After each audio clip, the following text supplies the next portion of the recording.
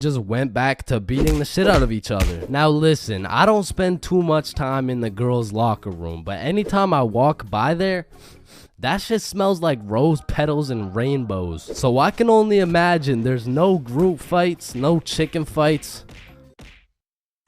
Hopefully no fucking sword fights. And bro, you deadass can't leave shit in the locker room. Like if you leave anything not locked up, it's gone. These kids are ruthless, bro. They're snatching your wallet, your phone, your clothes. Shit, they're taking your PB&J sandwich. And the thing is, if you want your PB&J back, you're gonna have to get it back in blood because there's no laws in the locker room. See, if someone snatched my sandwich in math class, I'm turning into 6'9", bro. Mr. Cumminson, Jordan Johnson here, who lives on 123 Stickman Drive, postal code STK53Z, just stole my peanut butter and jelly sandwich my mom made me, so I'ma need his ass suspended. But if you try to tell a teacher about anything that happened in the locker rooms, they don't give a fuck. Mr. Principal, Jordan Johnson just stabbed me and stole my backpack, my phone, my wallet, and my ID. Damn, I'm sorry to hear that.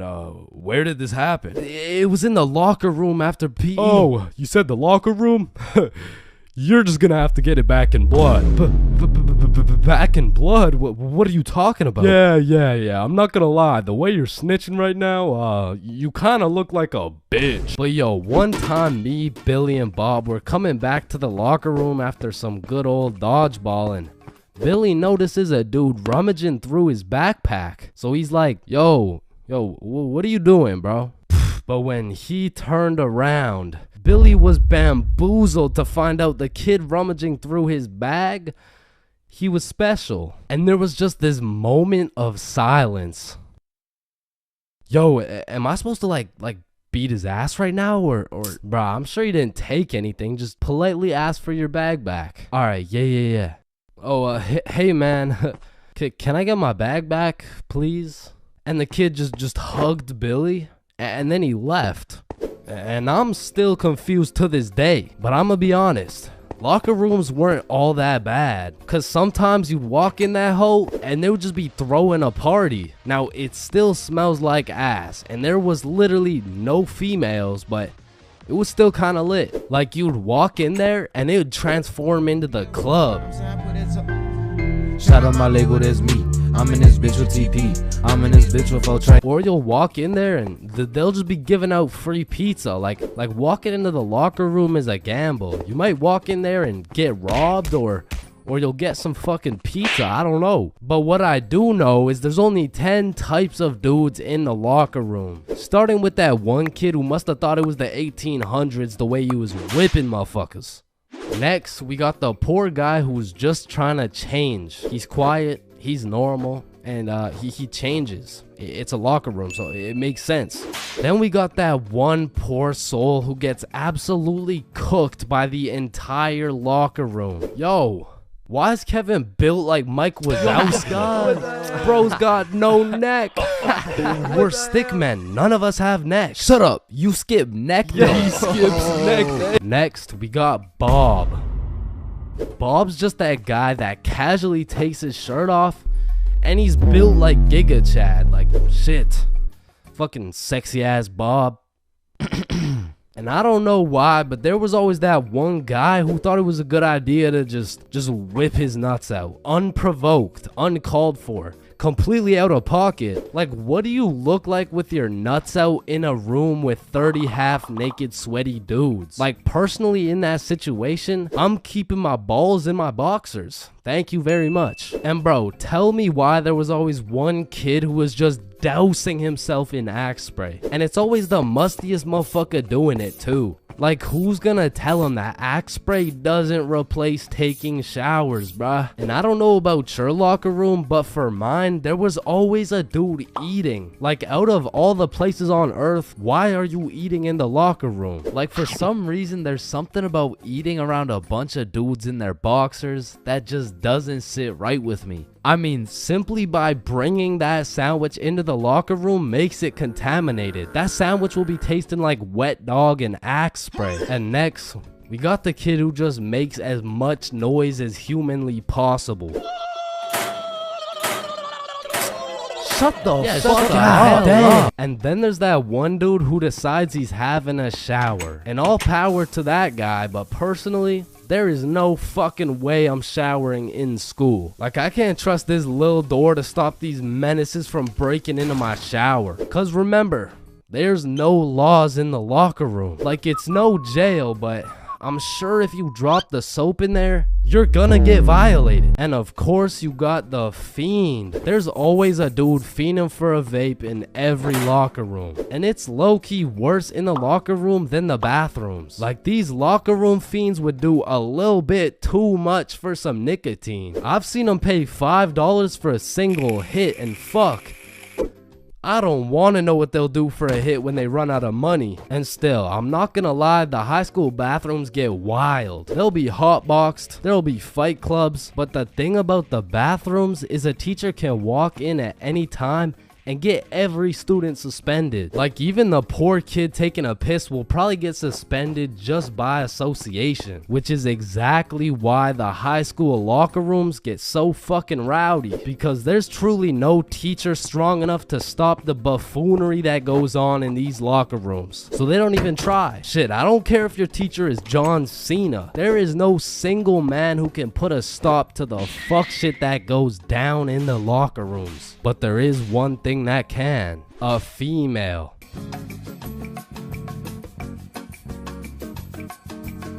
So a few years ago I worked at a fast food restaurant. We'll just call it Jim Jordan's, you know what I'm saying? Jim Jordan's was my first job ever. So coming in on my first day, I was kind of excited, you know, because it was just overall a new experience, so I was looking forward to it. So I walked through the doors and, you know, it's looking like a nice establishment so far. But as soon as you step past the staff gate, you realize it's instantly a hellhole. Like, this is exactly what it was like. Hi there, can I take your order? Yo, who's Medium making double. coffee? What's your order? Yo, hello. Black coffee. It's Medium my double. first day. Hi there, can I take your order? And bro, once they give you the once they give you the Jim Jordan's drip, you instantly lose value as a human, bro. For example, if you're going for a casual stroll down the street, an average interaction would look something like this. Hey, how are you? Good, how are you? Good.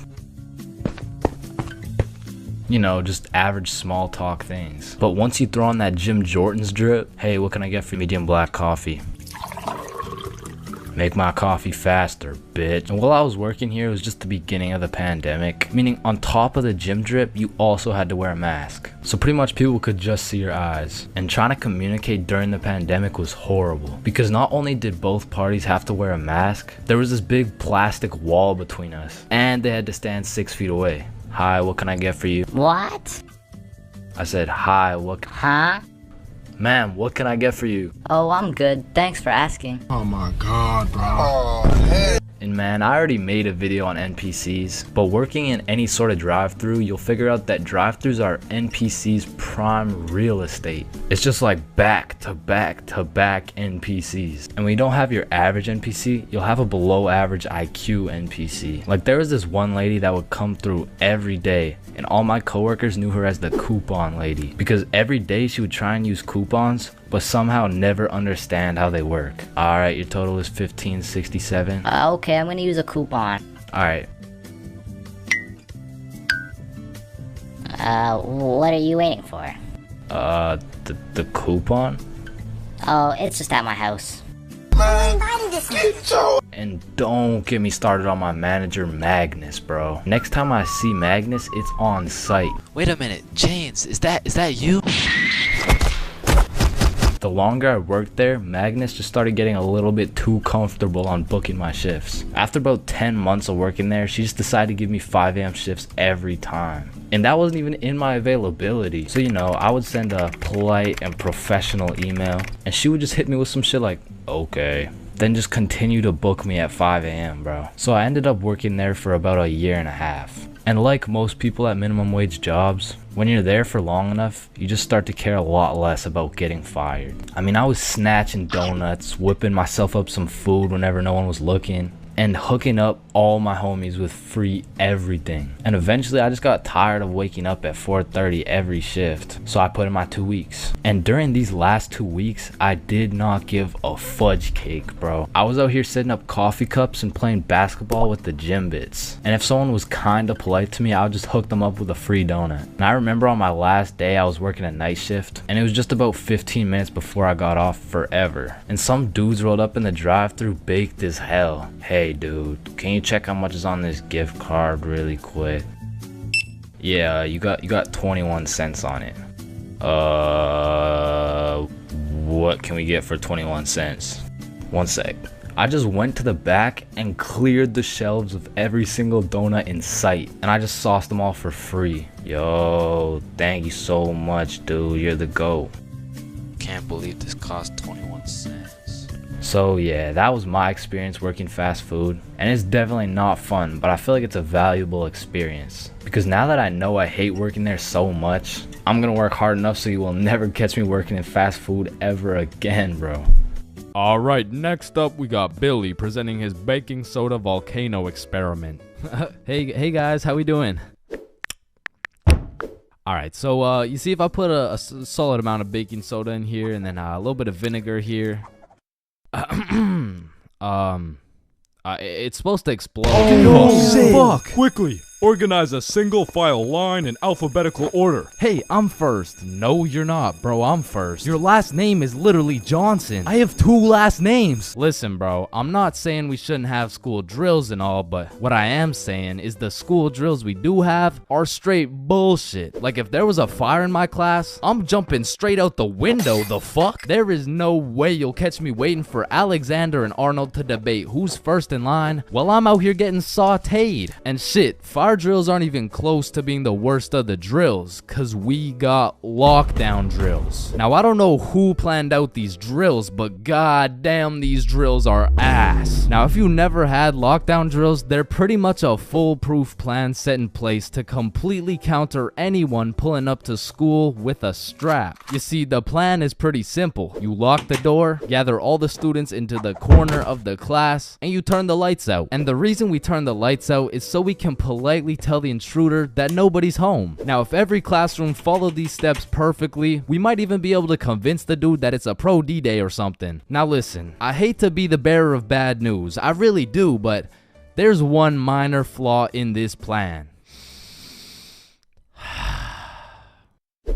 The shooter's in the class, bruh. You're out here telling the opposition your exact game plan, then you're surprised when bro pulls up to the hiding spot? Like shit, it's just easy pickings at this point. Now, earthquake drills, man. The game plan here is to essentially hop under your desk and start counting. Now, when I was in kindergarten, I thought this whole earthquake drill thing was a fun game we played to learn how to count. But 12 years later, we were still counting. Like, let's be honest. What the fuck is counting gonna do? Are you telling the earthquake how long it has to dismantle the school? Cause I'm pretty sure it doesn't give a shit how long it takes. Me personally, I feel like the best way to see if an earthquake is over is by observing whether or not the entire fucking building is shaking. But listen, I will say this, out of all the drills, the earthquake drill is pretty valid. Like, whoever thought of this one was kinda cooking. I mean, these desks are pretty much made out of steel, bro. Like, out of all my years, I've never seen one break before, so it probably provides some solid protection. But shit, me personally, I'm still jumping through the fucking window, bruh. I don't care how many times I practice crouching under my desk. If I ever felt the slightest shake in the ground, I'm out of that hoe. So if you carry the 674 to the power of 2 over to the 47, you will find— oh shit! Well, why did Chains just dive out of the window? Shit, I don't know. Now I'm gonna keep it a stack. I've never done a single tornado drill in my life. So after doing some quick research, it looks like you just, you do this. Now I don't know shit about tornadoes, but what I do know is that I'm not gonna be doing this shit. Like, I'm no scientist, but I don't think the doggy position is gonna stop the tornado from packing you up. So to be honest, once again, I'm jumping out the fucking window, bro. Like, that's just my default reaction. And if that tornado ends up putting me on a t-shirt, then so be it. At least the last position I was in before I died was not the face down, cheeks up pose. But bro, imagine being the kid who poorly timed his piss and now the fire alarm's going off midstream. And you don't even get to know if it's a drill or not. Then there's the whole do you wash your hands dilemma, right? Cause you don't want to get trapped in the fire and fucking die, but on the other hand, you don't want to just not wash your hands. Because if it's a drill, then you're just left with dirty ass hands. And while you're trying to decide whether to wash your hands or not, the class is outside taking attendance like Rosalina. here, Jared. here. Chains. Chains? Oh, fuck. Where did Chains go? I don't know, bruh. Shit. Oh, no, I was just in the bathroom. Woo. Oh, you scared me there for a second. Wait, did you wash your hands? No, I was in a little bit of a rush. Get back in there and wash your hands, buddy.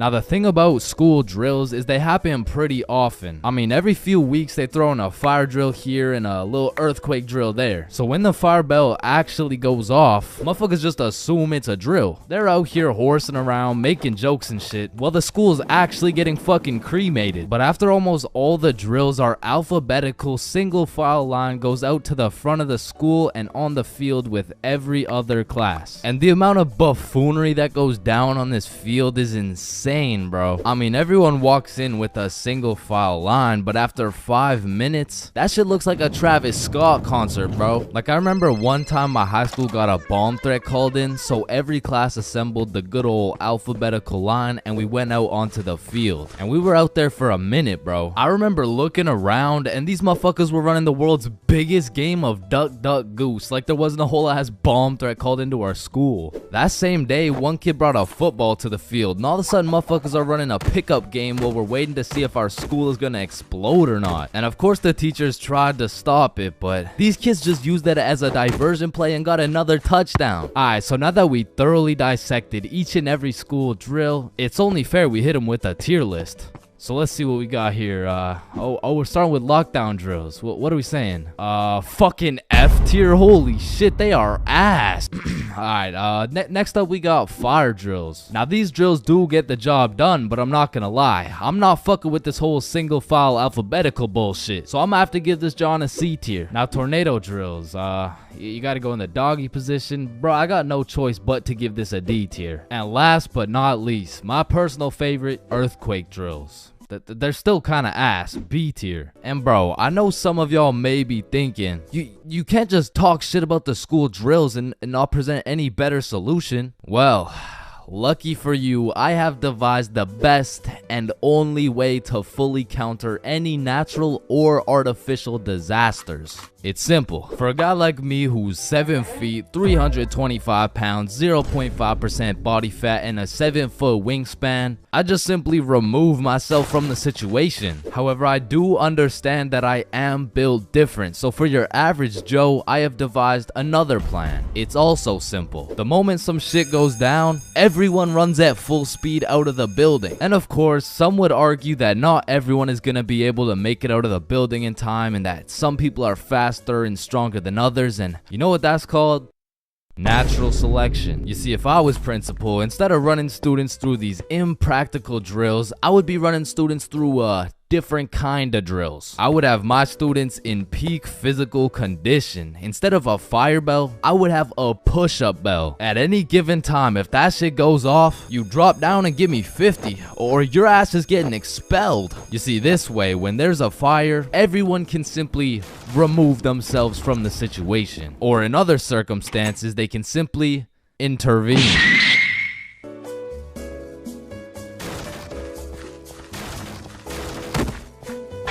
Getting zooted is a remarkable experience. However, the moment you step into a public setting, everything changes. I mean, being baked in public is the equivalent of trying to run track with clown shoes on. It's the equivalent of being an astronaut in the ocean. It's like bringing a sword to a gunfight. And trust me, I've been caught lacking, baked beyond belief on several occasions. That is, until I learned the art of pretending you're not zooted. So the first order of business is covering up that dank smell. Cause shit, you and I both know if you get caught reeking of that sweet, sweet smell of Mary Jane, your cover's blown. So take some Axe, some cologne, some goddamn Febreze, and just douse yourself. And just when you think you put too much, spray some more, bro. And although all this Axe is gonna have you smelling like a frat boy, it is crucial that we avoid the following scenario at all costs.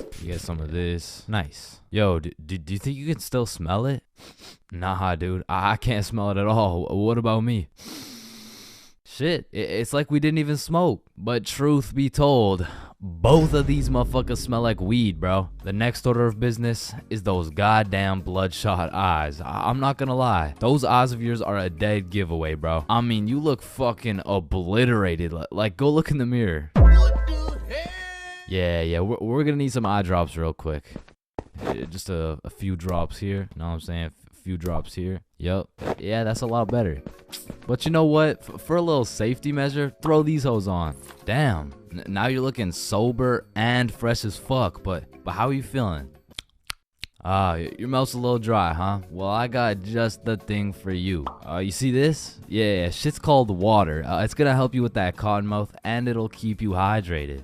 Yeah, that's some good old H2O. Nice. Yeah, now go take a look in the mirror. Yeah, you're looking good, But before you go outside, we gotta go over some of the basic principles of pretending you're not faded. Number 1 is no rambling. Talking too much can be a slippery slope, which will ultimately compromise the mission. Yo, Chains, what time is it? It's 107. 107? Wait. Bro, 107 isn't how the time. How did the first person make the clock even know what time it was? What is this dude talking about? Did they just randomly decide and, you know, just start running with it? Hold up. Chains is baked as hell. No. And principle number 2, don't talk too little. Although talking too much can sell the mission, so can talking too little. Hi there, what can I get for you? Sir, what do you want? Hello, welcome to McDonald's. What the fuck do you want, bitch?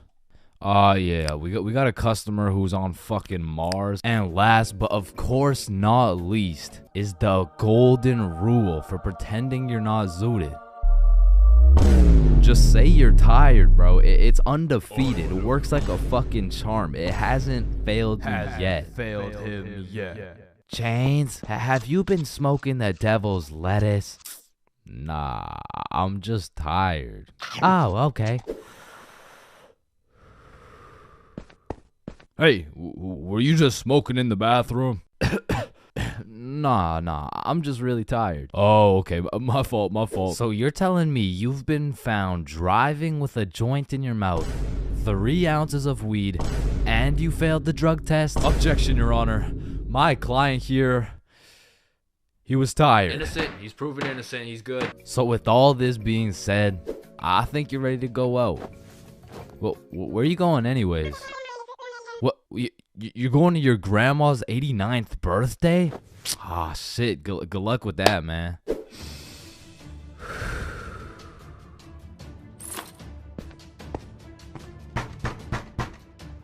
Oh, grandson, it's so nice to see you.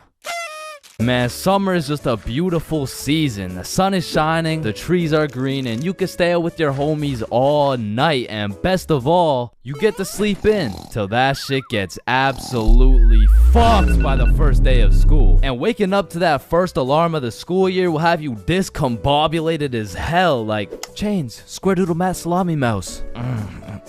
What? You heard me, square doodle mat salami mouse. Wait, huh? Really? Keytor's Claw Bosomorph.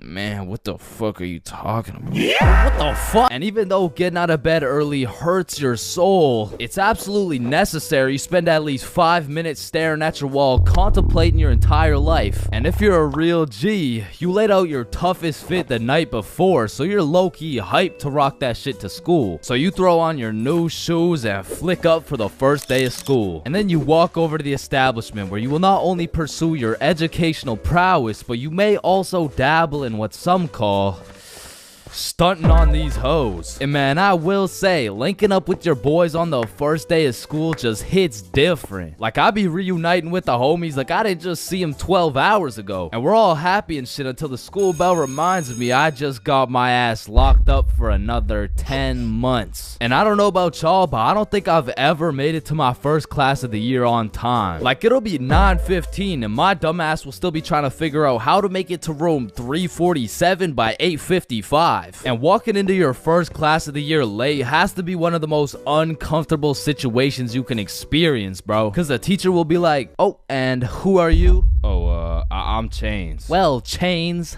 why are you late? Because the bell rang before I got here. Alright, whatever. We waited for you before we started introductions. Oh, no, you shouldn't have. Well, you're welcome. We just wanted you to feel... No, like, you really shouldn't have. Like, I don't want to do this shit. And tell me why all these teachers have been copy-pasting the same icebreaker games since preschool. Like that one where you have to start with an adjective that starts with the same letter as your name. Like, how do you have a group of legal adults in a circle, awkward as hell, talking about, hi guys, I'm Super Sarah. Hey y'all. I'm Awesome Aiden. And I'm a Marvelous Marvin. Shit, if we don't stop doing these fucking icebreakers, I'm about to joyfully jump off a cliff. And after we're done grinding out icebreakers, these teachers have the audacity to show a whole 50-slide PowerPoint all about them. Like, the fuck? This class is supposed to be the study of math, not the study of your daughter's soccer games, bro. And I'm not even gonna